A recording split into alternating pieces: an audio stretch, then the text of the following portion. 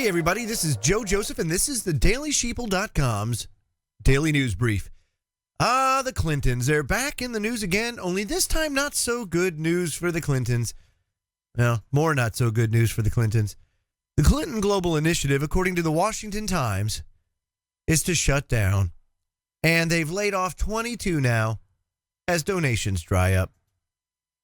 It says here the Clinton Global Initiative has terminated 22 employees and will soon become another casualty of the 2016 election season.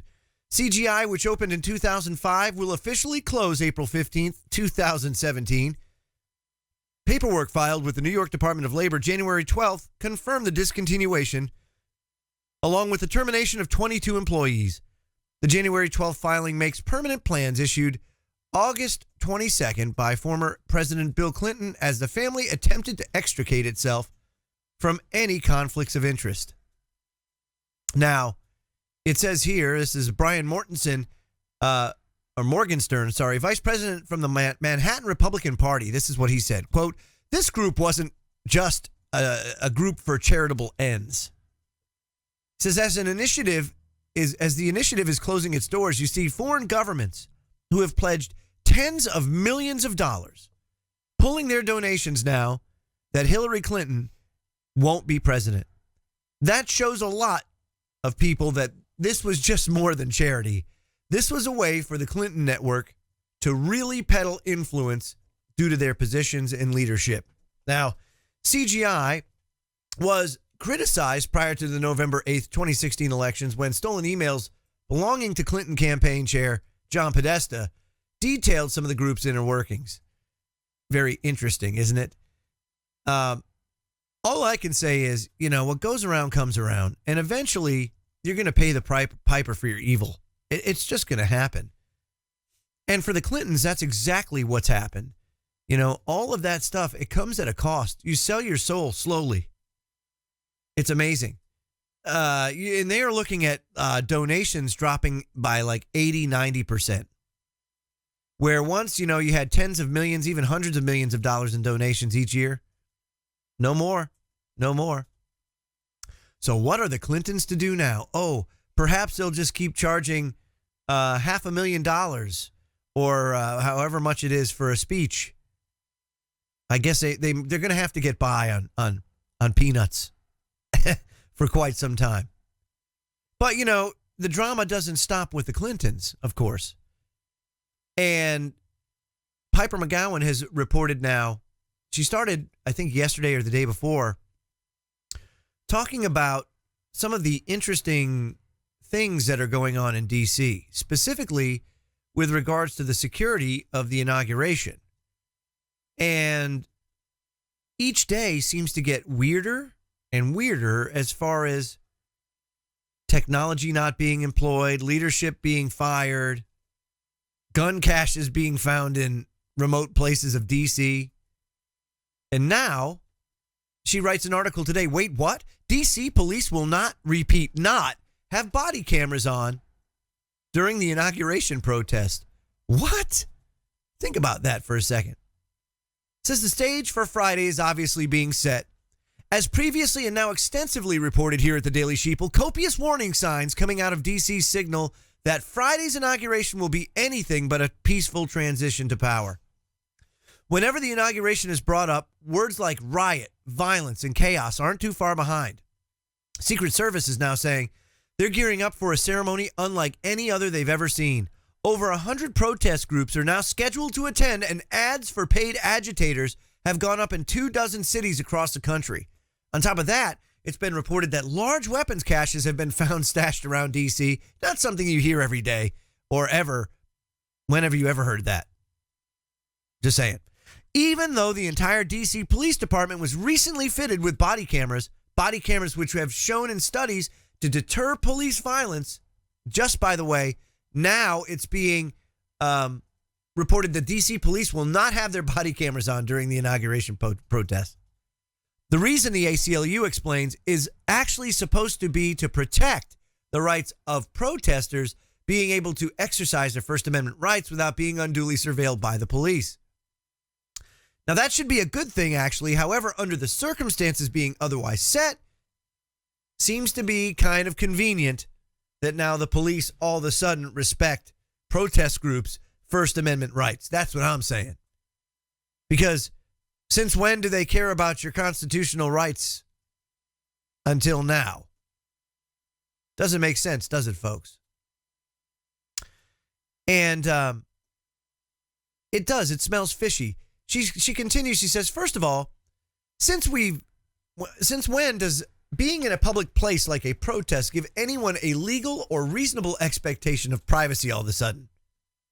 For obvious reasons, a protest is a public space and in plain view, not in someone's private home. The ACLU's own website states, quote, taking photographs of things that are plainly visible from public spaces is a constitutional right. She continues, she says, second, and not that this makes it okay, but we're already under heavy government surveillance in this country as it is, and I would expect D.C. to be even more surveilled just because it houses the federal government. The city itself boasts 142 CCTV cameras throughout that have been in place since 2006, but I can guarantee you there's a lot more than that. I mean, look at every street corner, you got a CCTV. I mean, that's the way it works. There's surveillance everywhere. So why all of a sudden are the D.C. police going to go and respect the rights of protesters all of a sudden? It just doesn't make any sense. None of this is adding up. And it shows why people don't trust their governments anymore. Not just in the United States, all across the globe. TDS Melissa Dykes writes, surveys show global trust at all-time low as central governments are losing control worldwide. She writes, multiple studies are finding that trust in central governments and their institutions, including the established media, is at an all-time low around the world. Regarding a recently released global survey titled Leaders Report, The Future of Government Communications, The Guardian reports weakened and distrusted central governments around the world have been incapable of responding to the way the internet and social media have empowered populists, but previously fringe groups. A unique worldwide survey of government communication chiefs have found. The survey spanning 40 countries is the first international review to review how deeply governments feel they are losing control and authority over communications. Yeah. How deep governments feel they are losing control. Yes, because distrust in government has always been there. Okay, that's never gone away. But the ability to bypass the propaganda, the ability to bypass the government-approved information stream is what's kicking their butt. And the internet has given us the ability to communicate instantly with anybody, anywhere around the world, basically. I mean, you have your totalitarian governments, but God forbid, the United States would never do anything like that. Melissa writes, distrust of central governments and institutions of authority plus internet has an alternative means of gathering information have combined and snowballed into an uprising of nationalism and populism, although the people attempting to run this dog and pony show like to mush those two concepts together with radicalization and extremism. Because if you don't trust your loving central government, you obviously must be a radical extremist. Now, she quotes this. When people feel ignored, unheard, and unrepresented, they turn to alternative sources of information. If governments do not communicate with citizens properly, citizens will go somewhere else for information. That's according to a report. Another way to look at this is, our propaganda is no longer working. The report also says people are more apprehensive than perhaps at any time since the end of the Cold War. Really? Because they're finally more informed. That's really what it is. There is an array of places that you can go for any subject matter anywhere in the world. I mean, it's just the doors, the knowledge is just wide open. And so, yeah, knowledge is power. People are empowering themselves. As a result, they don't trust their governments. And rightfully so. What do we find? when we start holding government officials accountable. All sorts of corruption, not following the rules. God forbid you don't follow the rules. Oh, they'll come after you, fine you. But hey, with the endless pockets of your friendly government that cares about you and your rights, they'll come after you, take everything you got, put you in prison if you don't play ball with their agenda, with their societal standards that they set. It just becomes, well, it is a Gestapo government. Jackbooted thugs. That's what we have. It is living under duress all the time because we are not free. And the sooner people come to that conclusion and get it, the better off we'll all be, because something's got to give. I mean, people have to get pissed. It's sad how many people are just so disconnected and uninformed. Unbelievable. But apparently, liberals aren't. And of course, I don't play into that false left-right paradigm. But vocative.com has a piece. Liberal preppers stock up on guns and food as Trumpocalypse looms. Oh no. It says with Trump on the horizon, the survivalist movement, long a pastime of the right, is picking progressives up fast. Listen to this. Colin Wall bought a shotgun 4 weeks ago before the November's election. An unapologetic liberal, he was no fan of firearms. He had never owned one before, but Wall, a 31-year-old from Independence, Missouri, couldn't shake his fears of a Donald Trump presidency and all the chaos it could bring. He imagined hate crimes and violence waged by extremists, emboldened by the Republican nominee's brash, divisive rhetoric. He pictured a state-sanctioned roundup of Muslims and gays and outspoken critics. He says, quote, I kept asking myself, do I want to live under tyranny? This according to Waugh, who supported Bernie Sanders in the Democratic primary and later backed Hillary Clinton. The answer was absolutely not, he said.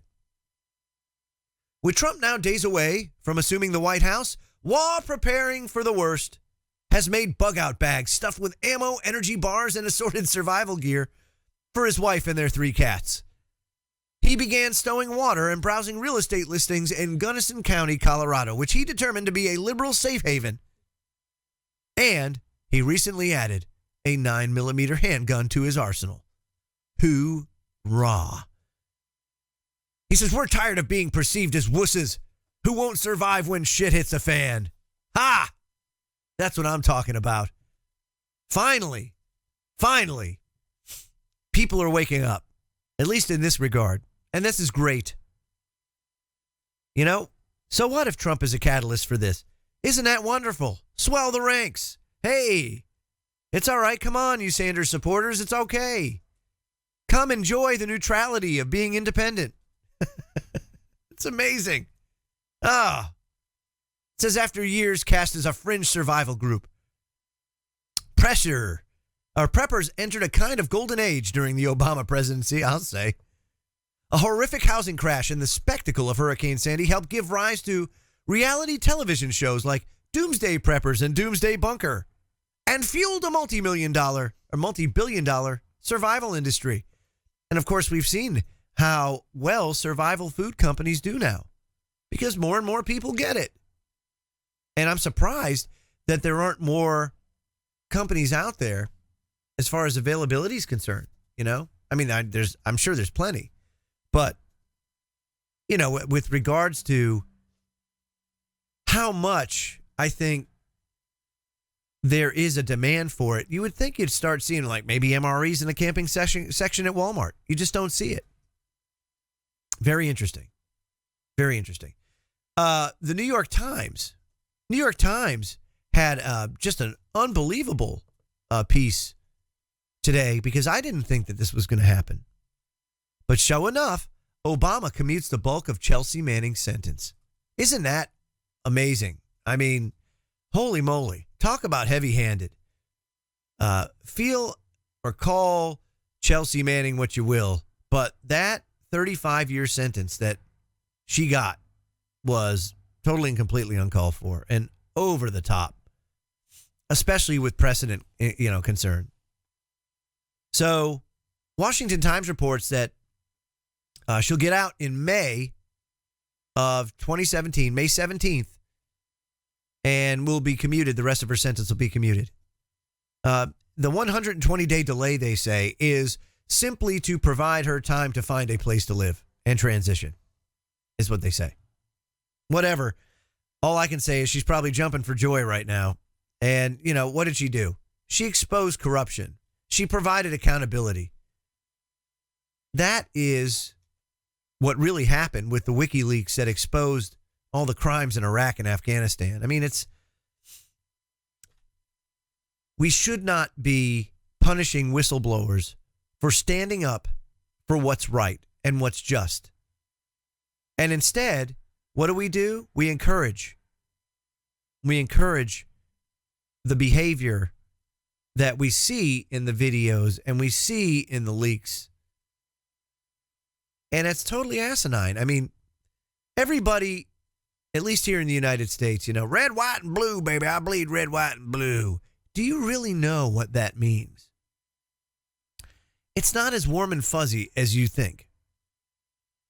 What is being done around the world in our name is atrocious. It's disgusting.